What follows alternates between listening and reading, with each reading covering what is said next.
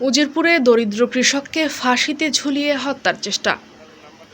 দরিদ্র কৃষককে রাতভর নির্যাতন করে রশিতে বেঁধে ফাঁসিতে ঝুলিয়ে হত্যার চেষ্টা করেছে সন্ত্রাসীরা। হাসপাতালে মৃত্যুর সাথে পাঞ্জা লড়ছে কৃষক নুরুল আমিন। এই লোমহর্ষক ঘটনাটি ঘটেছে উজিরপুর উপজেলার বামরাইল ইউনিয়নের হস্তিশুণ্ড গ্রামে।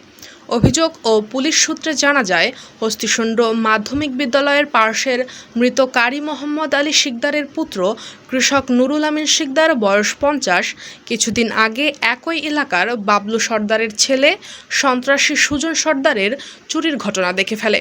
এ কারণে নুরুল আমিন থানায় জিডিও করেছিলেন। এ ঘটনার জের ধরে 6 জুলাই সন্ধ্যায় সুজন সর্দার, বয়স 30, মৃত আফজালের পুত্র আরিফ ও শামসু ফকিরের ছেলে মিজান ফকির নুরুল আমিন শিকদারের বাড়িতে গিয়ে বিভিন্নভাবে ভয়ভীতি ও প্রাণনাশের হুমকি প্রদান করেন।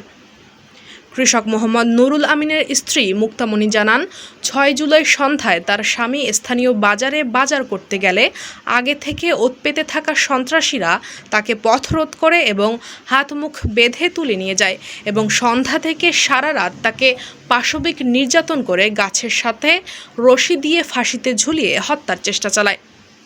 এ বিষয়ে উজিরপুর মডেল থানার অফিসার ইনচার্জ মোহাম্মদ জাফর আহমেদ জানান, একজন কৃষককে মারধরের একটি অভিযোগ পেয়েছি। তদন্ত সাপেক্ষে আইনগত ব্যবস্থা গ্রহণ করা হবে। আমার আসামির সাথে নতুন কোনো বিরোধ নেই, কিন্তু দেখার মধ্যে দেখি যে গত কয়েক বছর আগে ওরে আমরা ওই চোর হিসেবে ধরছিলাম, তারপরে থানায় জিডি করছিলাম। এইটাই দেখি। আর বাজে একটা ছেলে মারছে আমাদের পাশের বাড়িরই সুজন নামের এক ছেলে, মিজান, সুজনের বাবার নাম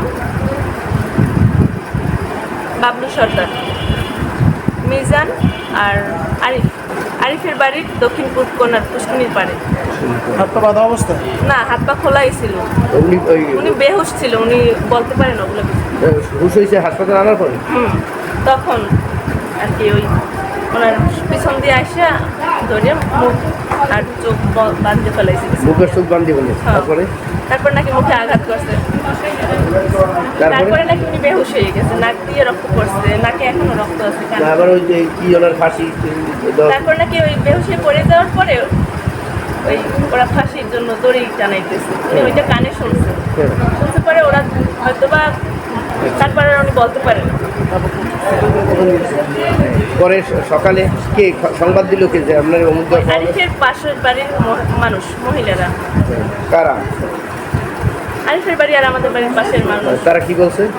যে তোমাদের এই আমার হাজবেন্ডের কথা বলছে, ওনার নাম নুরুল আমিন। কই ওনার তো আমরা কালকে রাত্রে থেকে পাইতেছি না, আমরা তো খোঁজাখুঁজি করতেছি। তো ওই জায়গায় যাইয়ে দেখো কি অবস্থায়, মাত্র চেনা যায় না, সমস্ত শরীরে কাদা। জ্ঞান ছিল না? জ্ঞান ছিল না। এখন আপনারা এটা মূলত কি এখন কি করতে চান? আমরা সুজনের ন্যায্য বিচার চাই, যে এরকমের অহেতুক মানুষকে কেন করবে। আর ও গ্রামে অনেক এরকম কি করছে, ওর নামে থানায় অনেক মামলা। আমরা তো এরকম করি, থানার বিরুদ্ধে আরো অভিযোগ আছে, আরো অনেক অভিযোগ আছে। আর আমরা ওর নামে এর আগে জিডি করছিলাম। দেখার মধ্যে এটাই দেখিছে। এটা জিডি করছিলেন কি নিয়ে? এই ও চুরি করছিল, তার ওনার সামনে পড়ছিল, উনি জিজ্ঞেস করছিল যে কী আনছে, এই এক কথায় দুই কথা আর কি, ওর সাথে তর্ক।